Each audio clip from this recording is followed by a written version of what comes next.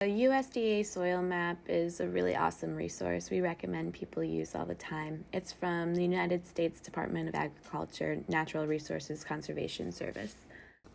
We tend to look at the USDA Soil Map when we go to build a garden, mostly for drainage and runoff. We're looking at the information that they have to tell us if there's going to be dry or wet soils, and that will help us know what to plant there. We're also looking at the runoff and determining whether or not a rain garden is an appropriate choice or just a regular planting will be sufficient. In Michigan, we have the Vegetation Circa 1800 map from MSU Extension's Michigan Natural Features Inventory, and we highly recommend you check that out. We have a video that will help you navigate it. For now, we're going to look at the USDA Soil Survey, so let's get started.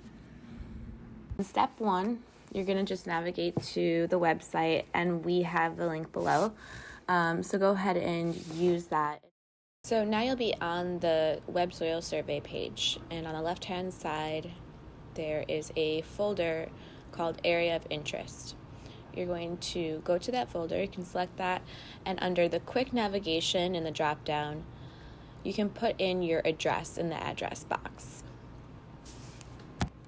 Here's a closer look at the address box. When you put that in, your location will come up with an orange dot, and the interactive map tools are how you will engage with this map. You need to click on the tool you want and then click to another tool to engage that tool. So if you're in zoom out, you will continue to zoom out until you hit the zoom in or magnifying minus. There's a sticky hand if you'd like to move around there. And on the right hand side, there is an AOI highlighting box. We use the rectangular one to highlight our areas when we are looking at a site location. The way this map gives us information is by us selecting an area of interest or an AOI. Once you are over the area that you would like to get information about and zoomed in to your liking, you can go ahead and click on that AOI rectangular box to enable it. Now you can select your area of interest by clicking and dragging your cursor, and lifting off is how you select the area. It will show up with blue diagonal lines indicating the area that is highlighted or selected. This is the area for which you will get your soil information. And to do that, you will go back up to the folders and go over to the soil map folder. This will bring up a lot of information about all the soil in the selected area. There is a map unit symbol on the map that corresponds with a map unit name, which is on the left-hand side. And if you click on that name, you will get a fuller description of that particular area.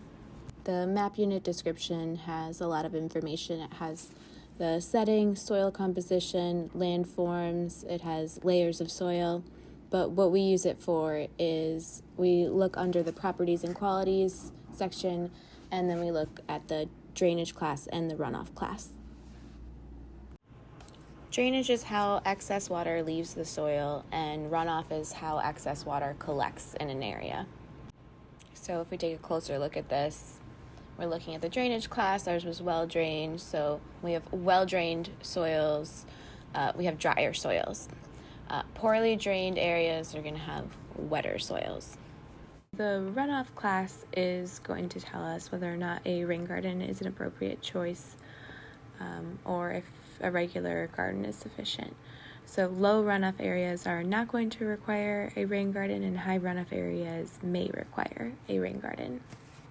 So when we have drier soils, we're going to choose plants that like drier soils. And when we have wetter soils, we'll want plants that like wetter soils. So this drainage is really going to help us make our plant choices. And the runoff is going to help us know whether or not a rain garden is appropriate. Like I said before, we really recommend that you use this with the Michigan Natural Features Inventory Circa 1800 map, which is a great resource from the MSU Extension. I should just say that you really don't know what you're going to get in terms of your soil composition, even though it may list it here, and you might have some context from the historic ecosystem. You don't know what you're going to dig into until you're digging into it.